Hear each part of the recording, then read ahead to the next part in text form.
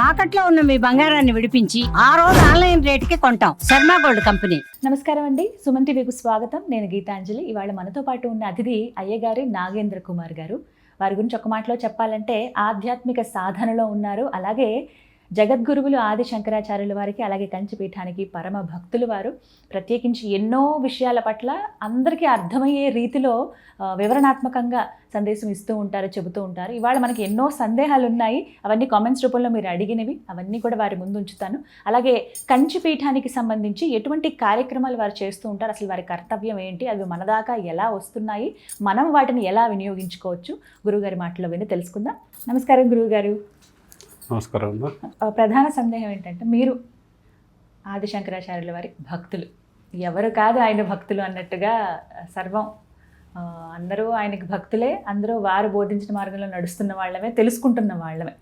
అయితే అసలు ప్రధానంగా ఈ పీఠం కంచి కామకోటి పీఠం, ఈ పీఠాన్ని స్థాపించడానికి కారణం ఏంటి, ఏ ఉద్దేశంతో స్థాపించారు, అక్కడ జరుగుతున్నటువంటి కార్యక్రమాలు, పీఠం ద్వారా అసలు ఏమేం కార్యక్రమాలు చేస్తారు, వీటన్నిటి గురించి వివరించండి. ఆదిశంకరులు క్రీస్తు పూర్వం అంటే ప్రస్తుతం కామన్ ఎరా, బిఫోర్ కామన్ ఎరా 500వ శతాబ్దం ఆ ప్రాంతంలో జన్మించి భారతదేశం ముమ్మార్లు పర్యటించిన తర్వాత ఒక్కొక్క ప్రాంతంలో ఒక్కొక్క పీఠ స్థాపన చేసి చివరిగా వాడు దక్షిణాత్యానికి వచ్చిన తర్వాత కంచి క్షేత్రానికి వచ్చారు.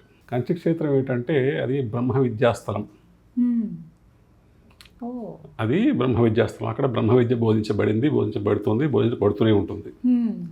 దానికి మనకి తార్కాణం ఏమిటి అంటే, కంచిలోనే సాక్షాత్గా బ్రహ్మ విద్యా స్వరూపిణైనటువంటి కామాక్షి అమ్మవారు ఉన్నారు. దానికి తోడు అక్కడే హయగ్రీవుల వారు, అగస్త్యుల వారు సంవాదం చేసుకున్నటువంటి స్థలం. ఇప్పుడు దాన్ని ఉపనిషత్ బ్రహ్మేంద్ర మఠము అంటారు. కంచిలో ఉంది, మనకి చూడొచ్చు. అక్కడ ఇప్పుడు కూడా మనకి ఏంటంటే దానికి గుర్తుగా అప్పుడు వాళ్ళు ప్రతిష్ఠించినటువంటి, అక్కడ చేసినటువంటి సంవాదానికి గుర్తుగా ఉన్నటువంటి హయగ్రీవేశ్వరలింగము, అగస్త్యేశ్వరలింగం కూడా ఉన్నాయి అక్కడ. ఉపనిషత్ బ్రహ్మేంద్ర మఠం అని అక్కడ ఉపనిషత్ బ్రహ్మేంద్రుల వారు ఉపనిషత్తులన్నిటికీ వారు వ్యాఖ్యానం రాశారు. అది చాలా ప్రశాంతంగా ఉంటుంది, చాలా మంచి పీఠం. కంచి క్షేత్రం స్వతహాగా బ్రహ్మ విద్యాపీఠం. అక్కడ సర్వజ్ఞ పీఠం ఉండేది. అప్పుడు శంకరాచార్యుల వారు అక్కడికి వచ్చినప్పుడు, అక్కడ ఆ పీఠాన్ని అధిరోహించినప్పుడు అక్కడ ఉన్నటువంటి పండితులు, తామ్రపర్ణి నుంచి చుట్టుపక్కల నుంచి వచ్చినటువంటి పండితులు ఎవరైతే ఉన్నారో, కావేరి నుంచి కానీ ఇటు గోదావరి నుంచి కానీ అందరూ ఎక్కడెక్కడి నుంచి పండితులు ఉన్నారో అందరూ వెళ్ళి వారిని దర్శించి వారిని ప్రశ్నలు అడిగారు. వారు సర్వజ్ఞులు కదా, మరి సర్వజ్ఞులు అయినప్పుడు అన్నిటి విషయాల గురించి అడుగుతారు. అంటే కేవలం ఏదో వేదం గురించి దాని గురించే కాదు, జ్యోతిష్యం గురించి, ఖగోళం గురించి, అప్పుడు ఉన్నటువంటి వైద్యం గురించి, అన్నిటి గురించి అడుగుతారు. అన్నీ తెలిస్తేనే సర్వజ్ఞులు. అప్పుడు అన్నిటి గురించి అడిగినప్పుడు వాళ్ళకి ఒక్కొక్క సమాధానం చెప్పుకుంటూ వెళ్ళి ఆ తర్వాత ఆ పీఠాన్ని అధిరోహించారు. ఆ సమయంలో అక్కడికి ఆ తామ్రపర్ణి ప్రాంతం నుంచి వచ్చినటువంటి వేద పండితులతో పాటు ఒక వటువు వచ్చారు. ఒక కుటుంబంలో వటువు వచ్చారు. ఆ వటువు కూడా కొన్ని ప్రశ్నలు అడిగారు, చిన్నపిల్లవాడు. ఆ ప్రశ్నలు కూడా శంకరాచార్యుల వారు ఎంతో చక్కగా, అబ్బాయి నీకేం తెలుసు, శంకరాచార్యులు అంటే మూర్తి భవించిన వినయం. వారు చిన్న పెద్ద లేదు, వారి మొత్తం వ్యాఖ్యానంలో ఒకే ఒక పరుషమైన మనకి అనిపించేది ఆ మాట ఉన్నది అంటే మూఢమతి, భజగోవిందంలో ఉందంటే. ఇంకెక్కడా వారు వారి వ్యాఖ్యానంలో కానీ భాషల్లో కానీ ఎక్కడ కూడా ఒక్క పరుషమైన వాక్యం కూడా చేయలేదు. అది పరుషంగా అనిపిస్తుంది, కానీ అది బాధతో, అరే పిచ్చివాడా అని మనం అంటాం కదా, మన పిల్లవాడు ఎవరైనా చేస్తుంటే అరే పిచ్చివాడా అలా చేయకరా అంటాం కదా, అంత ప్రేమతో అన్నమాట అది.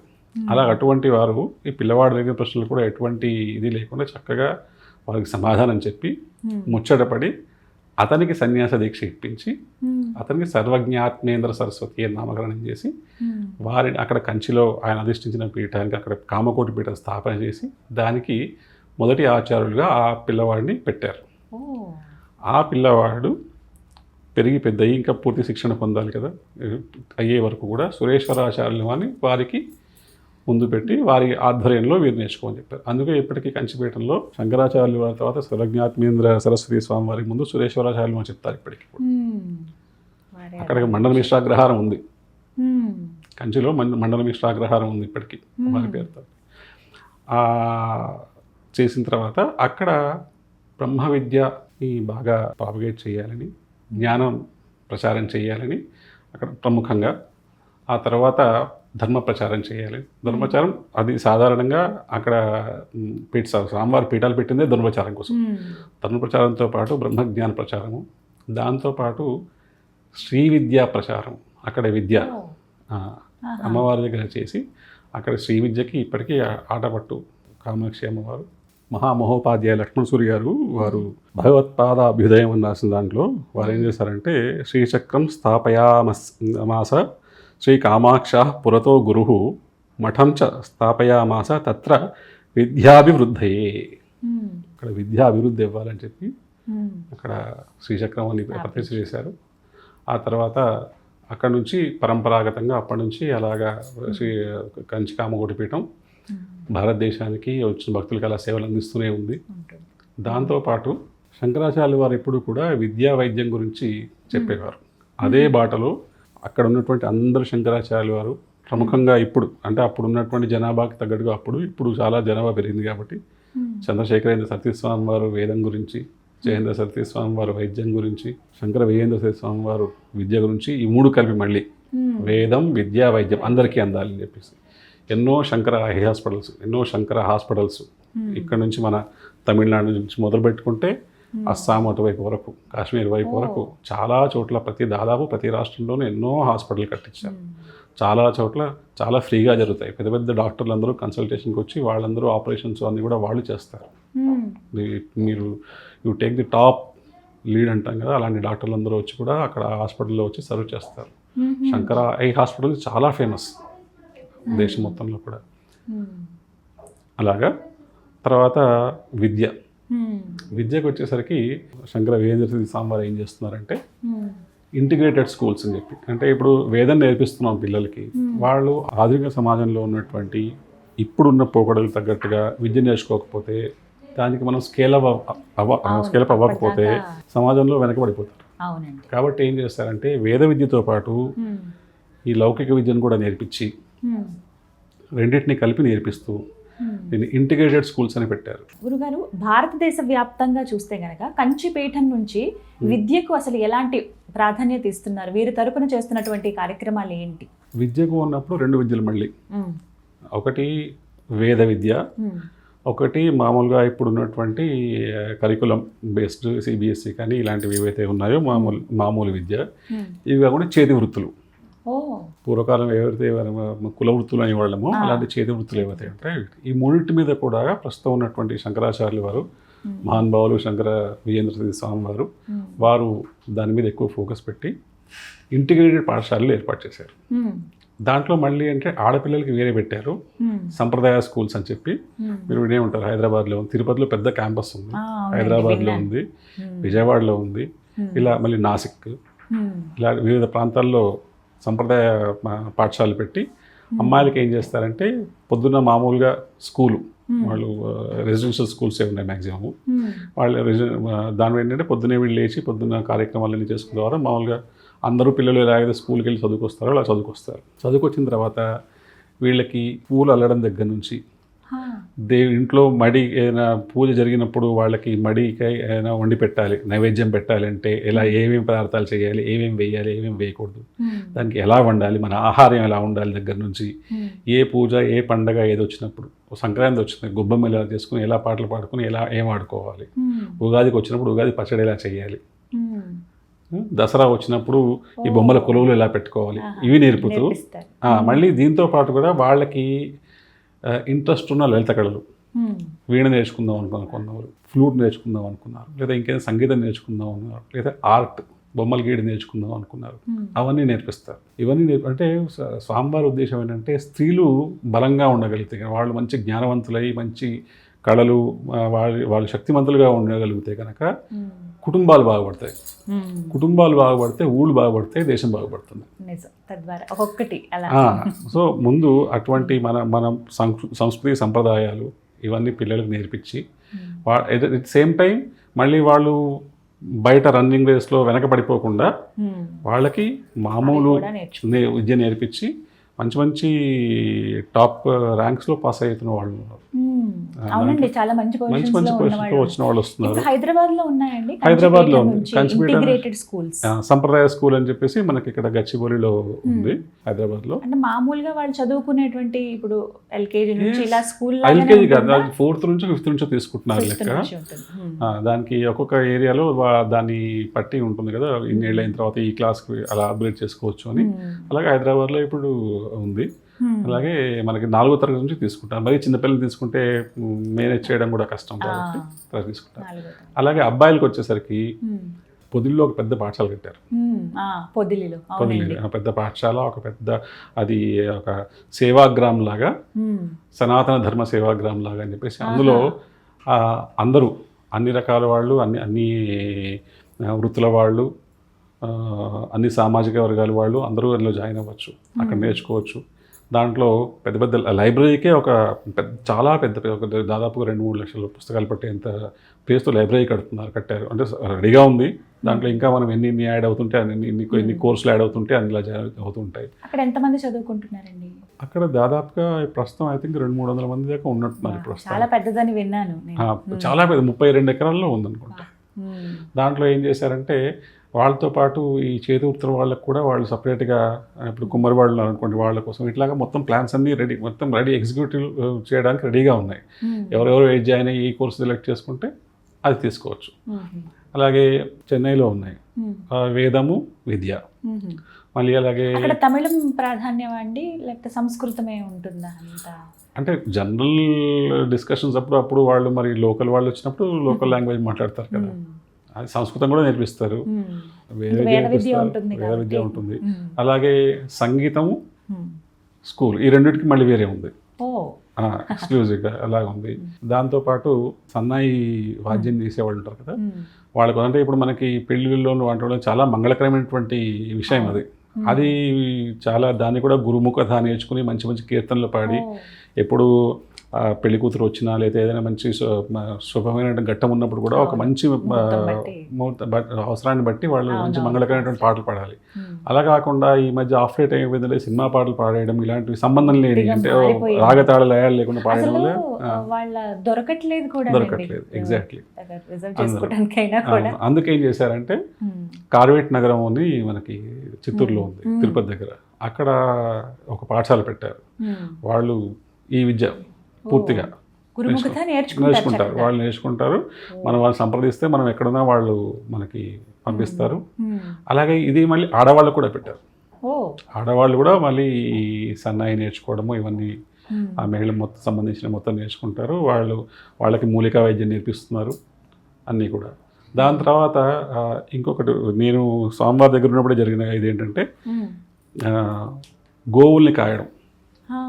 అది మనతో ఈజీ అనుకుంటున్నాం, కానీ అంత తేలిక కాదు. అవి దానికి ఏం చేశారంటే ఒక ప్రత్యేకంగా ఒక ఆయన అమెరికాలోనూ దేంట్లో ఎక్కడి నుంచి వచ్చారు. ఆయన వచ్చి ఆయన యాదవులకు చెందినవారే. ఆయన వచ్చి స్వామివారిని కలిసి ఇలా మాట్లాడిన తర్వాత ఇది డిస్కషన్, ఆయన ప్రపోజల్ పెట్టిన తర్వాత అంతా డిస్కషన్ చేసి స్వామివారిని గృహంతో మొదలుపెట్టి ఆయన ఏం చేశారంటే ఆ ఊళ్ళో ఉన్నటువంటి కొంతమంది పిల్లల్ని చేరదీసి వాళ్ళందరికీ అక్కడ ఉన్న గవర్నమెంట్ స్కూల్లోనే జాయిన్ చేయించి చదువు తెప్పించి సాయంత్రం పూట ఒక గంటన్నర సేపు గోవుల్ని ఎలా కాయాలి, వాటిని ఆరోగ్యంగా ఎలా చూసుకోవాలి, పాలు పితకాల్సినప్పుడు ఏ టైంలో పాలు పితకాలి, ఎలా వాటిని అన్నీ చూసుకుని మొత్తం వాటికి ఎటువంటి గడ్డి వేయాలి, ఏ సీజన్లో ఎప్పుడు ఎలా చేయాలి, ఈ పశువుల్ని ఎప్పుడు ఎలా చూసుకోవాలని చేసి అది చేస్తున్నారు. దాంట్లో ఒక పిల్లవాడికి డిస్ట్రిక్ట్ ఫస్ట్ వచ్చింది. ఫస్ట్ వస్తే వాళ్ళు గవర్నమెంట్ వాళ్ళు ఇచ్చే స్కాలర్షిప్ చెక్కులు అన్నీ తీసుకొచ్చి ప్లస్ ఈ అతను ఇచ్చే స్కాలర్షిప్ తీసుకొచ్చి స్వామివారిని అక్కడ చిత్తూరులోనే ఒక తిరుపతి దగ్గరలో ఒక ఆశ్రమంలో స్వామివారు ఉన్నప్పుడు మేము అక్కడ ఉన్నాం. స్వామివారిని సేవించుకోవడానికి వెళ్ళినప్పుడు ఆ సభలో స్వామివారు ఆ పిల్లలందరినీ పరిచయం చేస్తే అప్పుడు స్వామివారు ఆ పిల్లలకి ఆ చెక్కులు అవి ఇచ్చి ఆ స్కాలర్షిప్లు అవన్నీ ఇచ్చి, సో అంత బాగా చదువుకుంటున్నారు పిల్లలు. ఇది అది రెండు, వాళ్ళ కుల వృత్తులు ఏవైతే ఉన్నాయో అది పోకుండా అది దానివల్ల ఏమవుతుంటే వాళ్ళు నేర్చుకుంటారు. మనకు భవిష్యత్తులో ఇది ఈ వృత్తి ఎవరికి రాదు అన్నది ఉండదు. సో ఇంత లెవెల్లో చేస్తోంది కంచిమఠం. తర్వాత హాస్టల్, మన కాలేజ్, యూనివర్సిటీ ఉంది, చంద్రశేఖరేంద్ర సరస్వతి స్వామి వారి యూనివర్సిటీ కంచిలో ఉంది నాగపూర్లో. దాంట్లో బీటెక్, బిఎల్, ఎల్ఎల్బి అన్ని రకాలైనటువంటి అండర్ గ్రాడ్యుయేట్ కోర్సులు. ఏంటండి అక్కడ జాయిన్ అవ్వాలి అని అంటే కనుక లైక్ ఎనీ అదర్ యూనివర్సిటీ మీరు వెళ్ళొచ్చు, వెళ్ళి జాయిన్ అడ్మిషన్స్ అనేవి ఎప్పుడు ఉంటాయండి? ఇప్పుడు ఇప్పుడు ప్రారంభం అవుతున్నాయి. అయ్యాయా? ఇప్పుడు ఈ స్కూల్స్ అనేవి మనకి నాసిక్ ఆహా. అటువైపు కూడా ఉన్నాయి, మధ్యప్రదేశ్లో కూడా ప్లాన్ చేస్తున్నారు. మొన్ననే సంప్రదాయ స్కూల్లో మేనేజ్ చేసే ఆవిడ ఆహా. ఆ అమ్మ చెప్పారు. తెలుగు రాష్ట్రాల్లో మనకి హైదరాబాద్ ఉంది, హైదరాబాద్, విజయవాడ ఉంది, విజయవాడ, పొదిలి అన్నారు. పొదిలి ఉంది, మనకి తిరుపతి ఉంది. తిరుపతి మెయిన్ సెంటర్గా పెట్టుకుని అది మోడల్ లాగా పెట్టుకున్నారు తిరుపతి. ఏవైనా కూడా తిరుపతి నుంచి స్టార్ట్ చేయాలి, ఆల్రెడీ అక్కడ ఎస్టాబ్లిష్ అయిపోయింది కాబట్టి తిరుపతి నుంచి మొదలుపెట్టి దాన్ని ఎక్స్పాండ్ చేయాలి. అక్కడ ఏవైతే సిస్టమ్స్ ఇన్స్టాల్ చేశారో దాన్ని వేరే చోట రిప్లికేట్ చేయడం ఈజీ, మళ్ళీ కొత్తగా నో నీడ్ టు రీఇన్వెంట్. కాబట్టి అలా చేస్తూ చక్కగా ఎవరైనా చదువుకోవచ్చు. సాంప్రదాయ స్కూల్స్ మటుకు ప్రస్తుతానికి పురోహితులు ఇట్లాంటి వాళ్ళు ఏవైతే ఉన్నారో వాళ్ళ పిల్లలకి అట్లా పెట్టారు. బట్ అందరికీ కలిపి గుంటూరు దగ్గర ప్లాన్ చేస్తున్నారు. ఇప్పుడు పొదిలి ఎలా అయితే అందరికీ ఉందో అలాగే గుంటూరు దగ్గర ప్లాన్ చేస్తున్నారు అని ఆవిడ చెప్పారు. రావాలి గురుగారు, నిజంగా అంటే తెలియాలి. చాలా మందికి తెలియలేదు ఇప్పటికీ, వాస్తవానికి నాకు పూర్తిగా తెలీదు. మీరు చెప్పాక ఇంకా నాకు ఒక ఐడియా. యూనివర్సిటీ మటుకు చక్కగా అందరూ వెళ్ళొచ్చు, యూనివర్సిటీ కానీ పొదిలి కానీ అందరూ వెళ్ళొచ్చు. మనకి అందరికి యూనివర్సిటీ అయితే మనకి కంచిలో ఉంది. చక్కగా అమ్మవారి దర్శనానికి అమ్మవారి దర్శనానికి వెళ్ళొచ్చు, జగదుల దర్శనానికి వెళ్ళొచ్చు. బోల్డ్ గుళ్ళు కంచిలో ఎన్ని గుళ్ళు కదా, అన్ని చూడడానికి వెళ్ళినప్పుడు. ఎంత చారిత్రకమైనటువంటి పట్టణం అది. ఆధ్యాత్మికం పక్కన పెట్టినా కూడా చారిత్రకంగా ఎంతో గొప్ప పట్టణం. అలా అంత అక్కడ చూడొచ్చు. వీటికి ఫీజులు కానీ ఇవన్నీ ఎలా ఉంటాయండి? వెచ్చించగలిగే రీతిలో ఉంటాయి, రీజనబుల్ ఉంటాయి. స్కాలర్షిప్స్ ఉంటాయి. మంచి స్కోర్ ఉన్న వాళ్ళు అయితే, మంచి పిల్లలు, మంచి విద్యార్థులు వాళ్ళు స్కాలర్షిప్స్ ఉంటాయి. దీంతో పాటు మఠానికి వచ్చే ఇంకో అడ్వాంటేజ్ అంటే, మఠానికి వచ్చే భక్తులు పెద్ద పెద్ద వాళ్ళు ఎవరైతే ఉంటారో, నిష్ణాతులు అయినటువంటి వాళ్ళు, వాళ్ళని కూడా ఈ మఠానికి మన ఈ యూనివర్సిటీస్ కానీ కాలేజీలకు కానీ పంపించి వాళ్ళతోటి స్పెషల్ క్లాసులు తీసుకోవడం లాంటివి కూడా ఉంటాయి. స్పెషల్ లెక్చర్స్ ఇవ్వడం కానీ అలా ఉంటాయి. Plus like any other college campus recruitments అలాంటివి కూడా ఉంటాయి. మంచి మంచి అవకాశాలు చాలా ఉన్నాయి. మనం జగద్గురువులు మనకు అన్ని కావాల్సినటువంటి అన్ని ఏర్పాటు చేసి పెడుతున్నారు. మనం అందిపుచ్చుకోవడంలో మనం వెనకుండిపోతున్నాం. అది మాత్రం అక్షర సత్యం అండి. చాలా మందికి చూసే ప్రేక్షకుల్లో తల్లిదండ్రులు చాలా మంది అనుకుంటూ ఉంటారు, మా పిల్లల్ని అక్కడ చదివిస్తే బాగుండు, అవకాశం ఉంటే బాగుండు అన్న వాళ్ళకి అడ్మిషన్స్ ఇప్పుడు త్వరలో ప్రారంభం అవుతాయండి. వాటికి సంబంధించిన ఇన్ఫర్మేషన్ ఏదున్నా కంచి పీఠం తరపునివి నేను మళ్ళీ ఇంకొక వీడియో ద్వారా మీకు అందించే ప్రయత్నం చేస్తాను. యూనివర్సిటీకి వెళ్ళి అక్కడ అసలు ఎలాంటి అవకాశాలు ఉన్నాయి, ఇంకెక్కడెక్కడ పీఠం తరపు నుంచి కార్యక్రమాలు చేస్తున్నారు విద్యకి సంబంధించి ప్రధానంగా, ఇవన్నీ కూడా మీకు మరిన్ని వీడియోస్ ద్వారా నేను తెలియజేస్తాను. గురుగారు, అసలు కంచి పీఠం ఎప్పుడు స్థాపించారో తెలియజేస్తారు? ఎందుకంటే ఇప్పుడు ఈ పీఠాలు అనేవి ఎప్పుడు స్థాపించారనేది ఒకటి వింటూ ఉన్నాం, దాని మీద చాలా వీడియోస్ చూస్తూ ఉన్నాం, ఈ వాదనలు ప్రతివాదనలు జరుగుతూనే ఉన్నాయి. అసలు కంచి పీఠం గురించి ప్రత్యేకంగా మాట్లాడితే ఎంత పురాతనమైనది, ఎప్పుడు అసలు స్థాపించారు? కంచిపీఠం శంకరులు ఎంత పురాతనమో కంచిపీఠం అంతే పురాతనం. శంకరాచార్యుల వారు ఇప్పటికి 2500 సంవత్సరాల పూర్వం, అంటే బిఫోర్ కామనేరా 5వ శతాబ్దంలో, అప్పుడు వారు కేరళలో పుట్టి సన్యాసం తీసుకుని ఆ తర్వాత మొత్తం భారతదేశం అంతా తిరుగుతూ 4 పీఠాలని స్థాపించి ఉమార్ తిరిగిన తర్వాత ఇందాక చెప్పారు కంచికి వచ్చినప్పుడు స్థాపించారు అని చెప్పేసి. అక్కడ స్థాపించిన తర్వాత అక్కడ నుంచి పరంపర మొదలైంది. దీనికి రుజువులు ఉన్నాయా అంటే ఖచ్చితంగా రుజువులు ఉన్నాయి. మనకి శంకర విజయాలు చాలా ఉన్నాయి. ఇప్పుడు మనము చాలామంది ఇప్పుడు ప్రామాణికంగా తీసుకుంటున్నాయి అంటే మాధవి శంకర విజయం. అంటే దాదాపు అది 190 మంది విద్యార్థులు వారు రాశారంటారు. 10-15 మంది మాధవులు వేరు విద్యార్థులు వేరు అంటారు కొంతమంది. 190 మంది కూడా అది విద్యార్థుల వారు రాసిన మాధవి శంకర విజయమే అంటారు. దానికన్నా ముందు శంకర విజయాలు ఉన్నాయి కదా, దానికన్నా ముందున్నటువంటి శంకర విజయాలు ఉన్నాయి.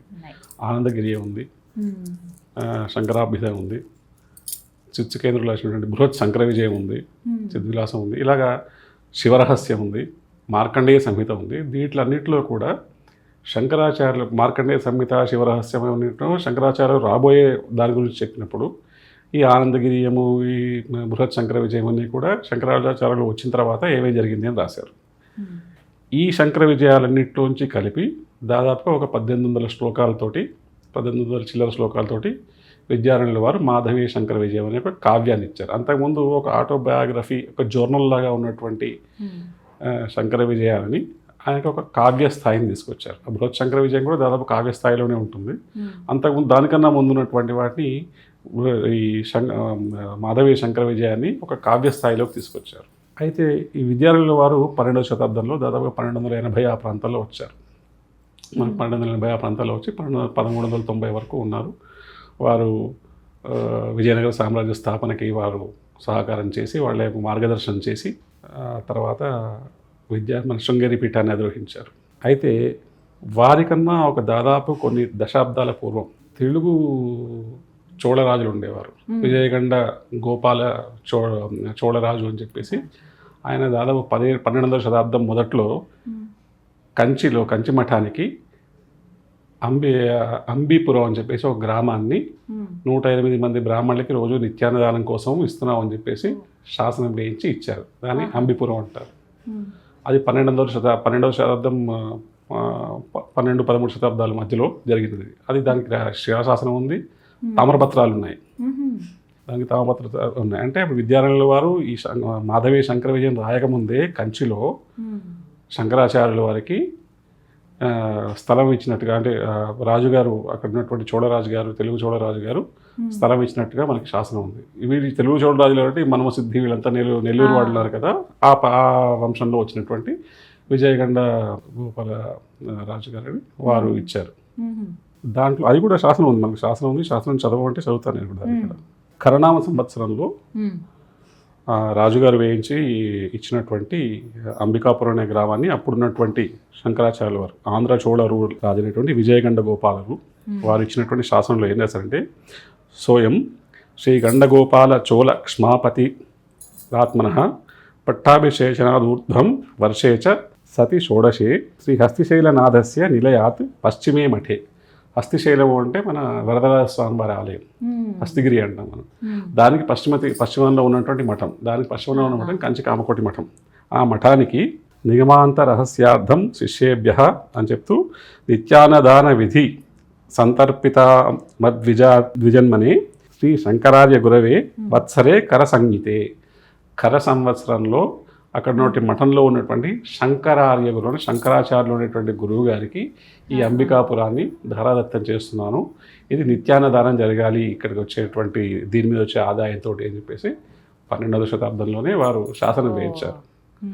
సో కాబట్టి అప్పుడు శంకరాచార్యులు అని క్లియర్గా రాశారు. పైగా ఇప్పుడున్న శాసనాల్లో శంకరాచార్యుల వారి పేరు మీద ఉన్నటువంటి శాసనం దాదాపుగా మొట్టమొదటి శాసనం ఇదే. అంతకుముందన్నీ కూడా అంటే వర్బల్గా ఉండేవి, లేదా కొన్ని రాసినవి లభ్యంలో లేనివి ఉండొచ్చు.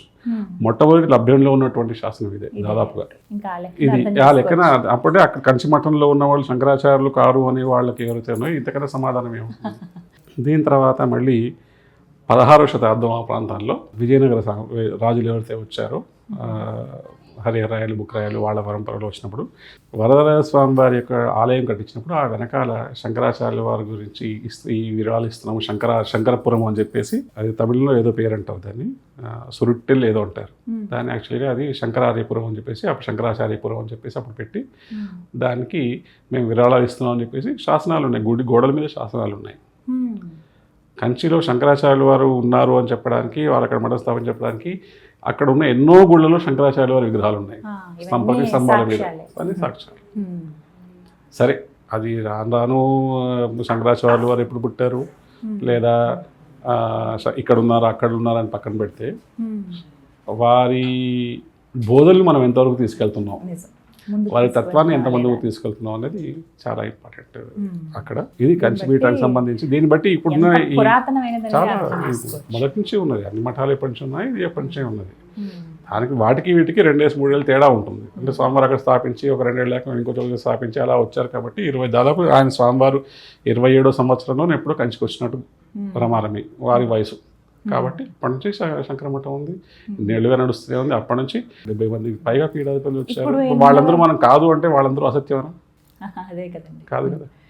ఇప్పుడు ఎన్నవారండి ఉన్నవారు? ఇప్పుడు ఉన్నవారు 71 ఆచార్యులు. అంటే ఇప్పుడు కొత్తగా వచ్చిన వారు సత్య చంద్రశేఖర స్వామి వారు అని చెప్పేసి, అది కంచి మఠానికి సంబంధించినవి. ఇంకా ఇలాంటి శాసనాలు తామ్రపత్రాలు ఏవైతే ఉన్నాయో ఆర్కియాలజీ డిపార్ట్మెంట్లో ఉన్నాయి, ఢిల్లీలో ఉన్నాయి, మద్రాసులో ఉన్నాయి, తంజావూరులో ఉన్నాయి, మఠంలో ఉన్నాయి. ఎవరికైనా అనుమానం ఉంటే వీళ్ళు చెక్ చేసుకోవచ్చు. యూనివర్సిటీలో తాళపత్రాలు అలాంటివి చాలా ఉన్నాయి, చేసుకోవచ్చు. చాలా ఇది అన్ని మఠాలకి ఎంత గౌరవం ఉందో ఈ కంచి మఠానికి కూడా అంతే గౌరవం. గృహస్థ ధర్మాల గురించి తెలుసుకోవాలనుకుంటున్నాం. అంటే గృహస్థగా ఉండి బాధ్యతలు నిర్వర్తిస్తూ ధార్మికంగా ఉండటం, ఆధ్యాత్మికంగా ఉండడం, లౌకికంగా ఉండడం ఎలా అనేది వివరించండి. ఇది మంచి ప్రశ్న. అసలు సగం సమాధానం మీ ప్రశ్నలోనే ఉంది. దీంట్లో ఒకటి కర్తవ్యము, సవాళ్ళు, రెండు మొరాలెస్. మీరు అడిగిన ప్రశ్న ఇది, ఎలా ఉండాలి. ఒకటి ఫస్ట్ ధార్మిక జీవనానికి అలవాటు పడితే ఎక్కువ ఇబ్బంది ఉండదంటారు. ధార్మిక జీవనం అంటే అర్థం ఏంటంటే మళ్ళీ మీరు దాన్ని సనాతన ధర్మము, దేవుడు, పూజలు ఇటువైపు కాకుండా నైతికంగా ఎవరిని ఇబ్బంది పెట్టకుండా తన సంపాదన తను సంపాదిస్తూ తన కుటుంబాన్ని పోషించుకుంటూ తన కుటుంబంలో ఉన్న సభ్యులతో అందరితో మర్యాదగా ప్రవర్తిస్తూ, అలాగే బయట తన కుటుంబం బయట ఏదైనా ఉన్నప్పుడు సేవ కానీ దానం కానీ చేస్తున్నప్పుడు ఒక యజ్ఞభావనతో చేస్తున్నాను అనుకోండి, ఇది ఇబ్బంది ఉండదు. ఒకటి ఆర్థికాభివృద్ధి అవసరం, రెండు కుటుంబాభివృద్ధి అవసరం, రెండు ఆధ్యాత్మిక అభివృద్ధి. పోనీ మేము ఆధ్యాత్మికంగా లేవు, మాకు దేవుడు అలాంటివి ఏం లేవు అనుకోండి, వ్యక్తిత్వ వికాసం. ఈ రెండు ఒకటే అనుకోండి, ఆధ్యాత్మిక అభివృద్ధి లేదా వ్యక్తిత్వ వికాసం. దీంట్లో ఉన్నప్పుడు ఆర్థికాభివృద్ధి అన్నప్పుడు సంపాదించాలి.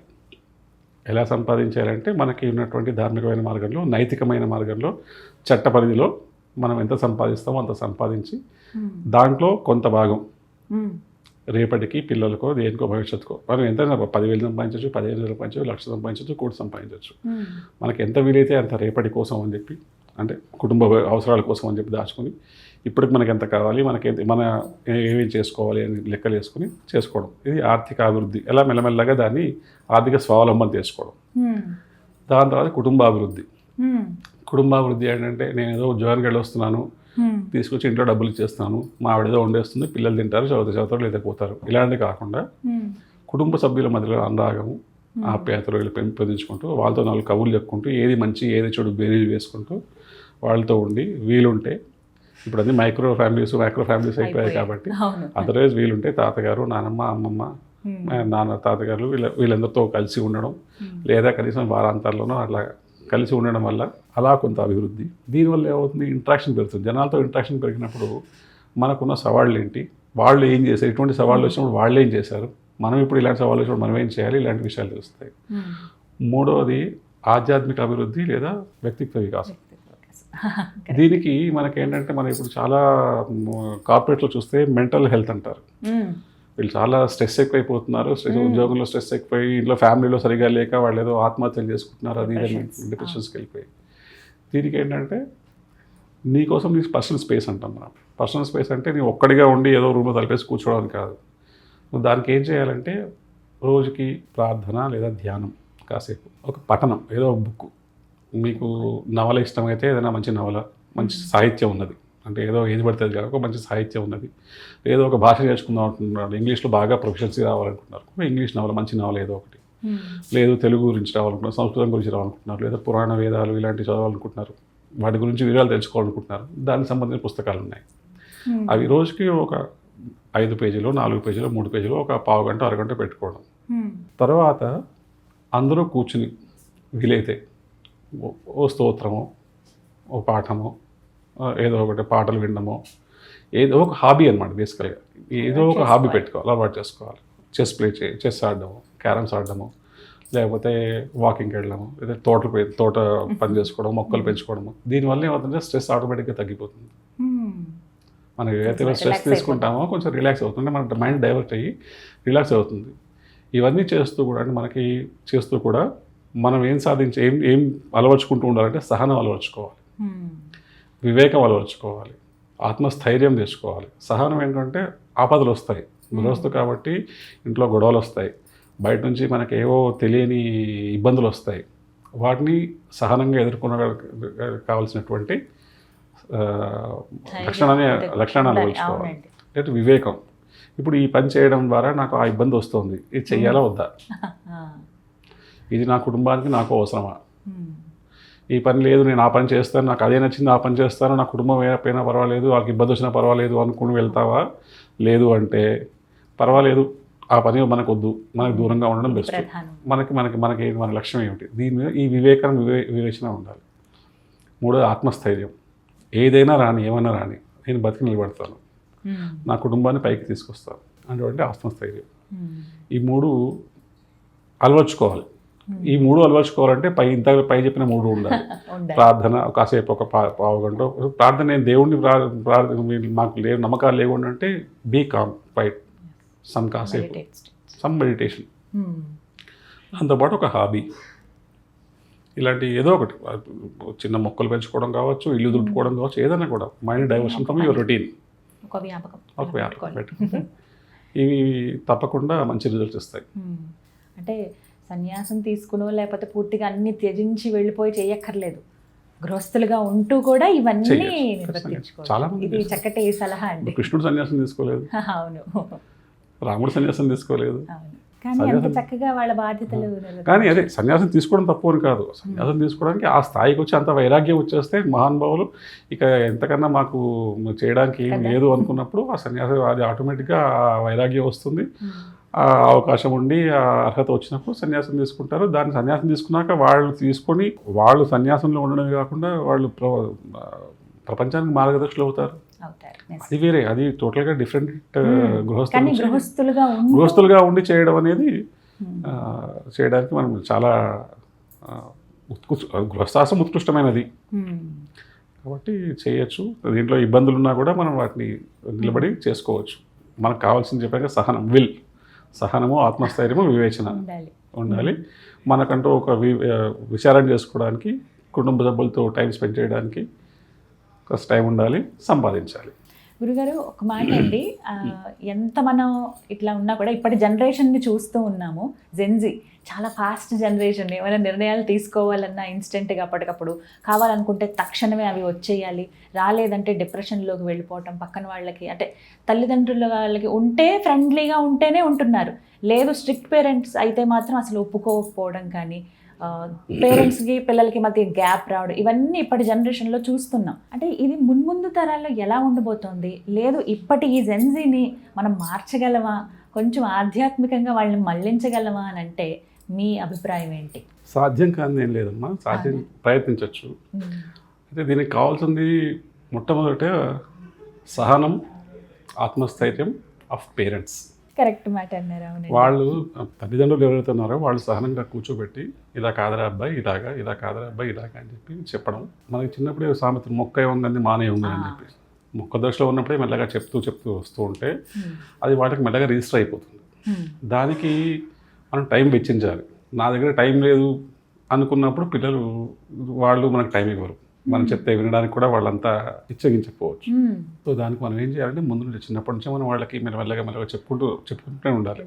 తల్లిదండ్రులు పిల్లల్ని బెదిరించకుండా ఉండరు, చేయి వేయకుండా ఉండరు, కానీ ఎంత వీలైతే అంత వాళ్ళని సహాయంగా చెప్తూ ఉండడం. ఇలా చేస్తూ ఉంటే వాళ్ళు మెల్లగా వింటారు. వినకపోవడం ఉండదు. మనం చెప్పే రీతిలో ఒక్కొక్కరు చెప్తే వింటారు, ఒకరు తల్లిదండ్రులు చెప్తే వినరు, తాత నాయనమ్మ చెప్తే వింటారు, ఒకరు గురువులు చెప్తే వింటారు.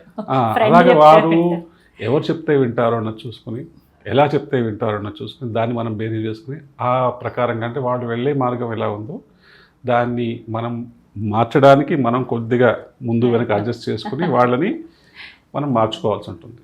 అయితే ఇప్పుడు ఫ్యూచర్లో ఎలా ఉండబోతుంది అంటే నేను యాక్చువల్గా ఆశ్చర్యపోయాను. Bhajan clubbings very trending nowadays. అంటే జెన్జీ మనం ఏదో పాడైపోతారు అది అంటుంటే వీళ్ళు చక్కగా గిటార్లు వేసుకుని బళ్ళు వేసుకుని చక్కగా ఏదో మంచి ఒక కొండ ప్రాంతానికో ఇంకొక పార్కులకో ఎక్కడికో వెళ్ళిపోయి చక్కగా వెళ్ళి అక్కడ భజనలు చేసుకుంటున్నారు. మళ్ళీ ఈ క్లబ్ కల్చర్ని కూడా ఇప్పుడున్న వాటికి అలవాటు చేసేస్తున్నారు. అంటే క్లబ్కి వెళ్ళడం అంటే అదే కాదు, క్లబ్ కలిసి ఇలా చేయొచ్చు, ఎంజాయ్ చేయాలంటే ఇలా కూడా చేయొచ్చు.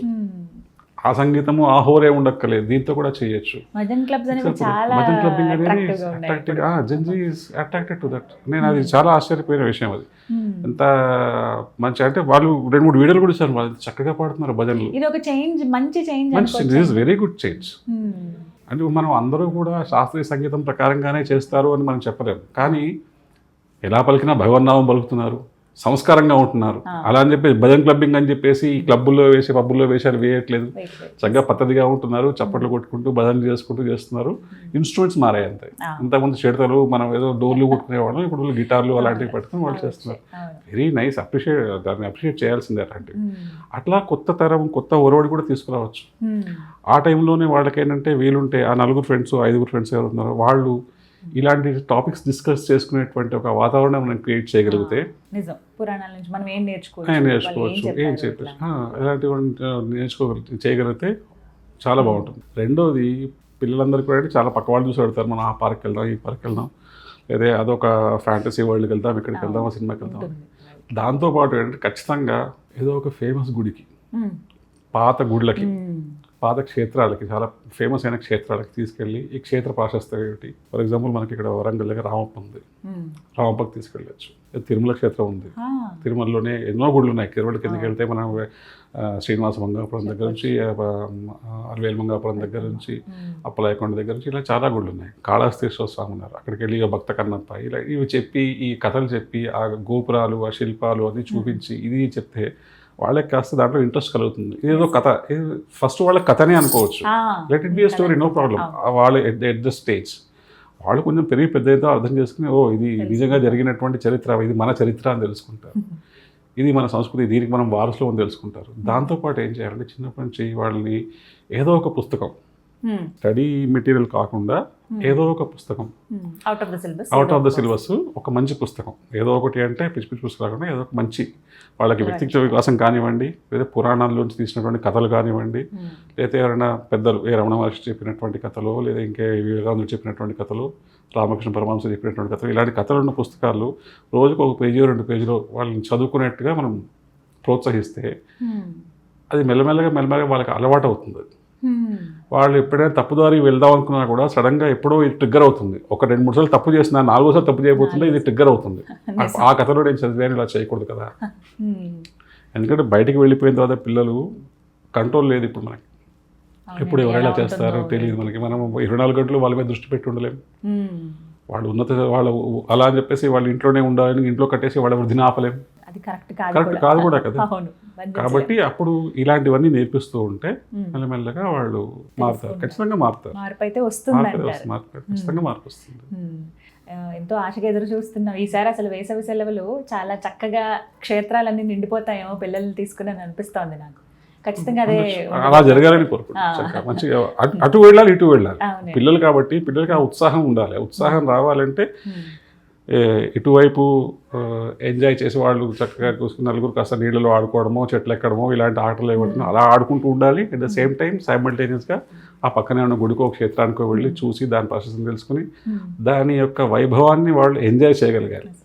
తీసుకెళ్ళాలంటే బలవంతంగా తీసుకెళ్ళడం కాకుండా వాళ్ళు దాంట్లో మమేకం అవ్వాలి. ఇక్కడ ఉన్నటువంటి దివ్యత్వం ఏదైతే ఉందో ఆ దివ్యత్వాన్ని నేను పొందుతున్నాను, తెలుసుకుంటున్నాను అన్నటువంటి అది ఉండాలి. ప్రధానంగా ఈ సోషల్ మీడియాని కూడా దీనికి తగ్గట్టుగా వాడుకుంటే మంచిది. ఇప్పుడు ఒక్కసారి దేవాలయాలు చూస్తే ఇంక దానికి సంబంధించిన రీల్స్ వస్తాయండి. ఇంతకు ముందంటే ఇప్పుడు మీలాంటి పెద్దవాళ్ళు చెప్తే పలానా దగ్గర ఈ క్షేత్రం ఉంది, అప్పుడు మేము వెళ్ళే వాళ్ళం అని ఎలా చెప్తే వినేవాళ్ళం అంతే, తల్లిదండ్రులు చెప్పినప్పుడు ఎవరైనా ఇలా. కానీ ఇప్పుడేంటి, చేతిలో ఫోన్ ఉంది, పలానా దేవాలయం ఒక దగ్గర ఉందట, అది చాలా అద్భుతంగా ఉంటుందట, వెళ్ళే మార్గం కూడా గూగుల్ మ్యాప్ చూపించేస్తుంది. కాబట్టి చక్కగా వెళ్ళొచ్చు. ఎగ్జాక్ట్లీ. సోషల్ మీడియాని ఎట్లా ఎంత మనం ఏదైనా కూడా మనం అగ్గిపుల్లనే ఎలా వాడుకుంటే అలా వాడుకుంటాం. అది మనం దీపం వెలిగించడానికి అయితే దీపం వెలిగిస్తుంది, ఇల్లు తగలబెట్టడానికి ఇల్లు తగలబెట్టేస్తుంది. దానిలో దీని ప్రమేయం ఏమి ఉండదు. మనం మన కమిట్మెంట్ ఏంటి, మన కన్విక్షన్ ఏంటి, దేనికి వాడుతున్నాము అని చెప్పేసి. దర్ ఆర్ పీపుల్ సోషల్ మీడియాలో ఉన్నటువంటి వీడియోస్ ఇవి చూసి మంచి మంచి యూట్యూబ్ ఛానల్స్కి సబ్స్క్రైబ్ అయ్యి వాళ్ళ అకాడమిక్స్ని డెవలప్ చేసుకుని మంచి మార్క్స్ తెచ్చుకునే వాళ్ళు ఉన్నారు, ఇంప్రూవైజ్ చేసుకునే వాళ్ళు, పాడిపోయిన వాళ్ళు ఉన్నారు. అవి సినిమాల్లో ఆ యూట్యూబ్లో వచ్చిన వీడియోలు చూసి హత్యలు చేసిన వాళ్ళు ఉన్నారు, యూట్యూబ్లో వీడియోలు చూసి మంచి ర్యాంకులు తెచ్చుకుని మంచి ఉద్యోగాల్లో వాళ్ళు ఉన్నారు. మనం మనం దాన్ని ఇలా వాడుకుంటున్నాం అన్నది. మీ చివరిగా మీ అభిప్రాయం ఏంటి, ఎలా ఉండబోతోంది తర్వాతి తరం, అలాగే ఇప్పటి మారుతుందంటారు? బాగుంటుంది, మారుతుంది ఖచ్చితంగా. చాలా చక్కగా సింపుల్గా చెప్పారు, అర్థమయ్యే రీతిలో అన్నీ కూడాను. చాలా సంతోషం అండి, విలువైన సమయం ఇది మా కోసం కేటాయించారు, దూరం రావటము. అంతా జగదంబ గురువుల ఆశీర్వాదం, మా గురువు గారు వాళ్ళందరూ ఇచ్చిన ఆశీర్వాదం, వాళ్ళు చెప్పిన మాటలే మేము చెప్పుకోవడం తప్పించి వారి అనుగ్రహమే. ధన్యవాదాలండి.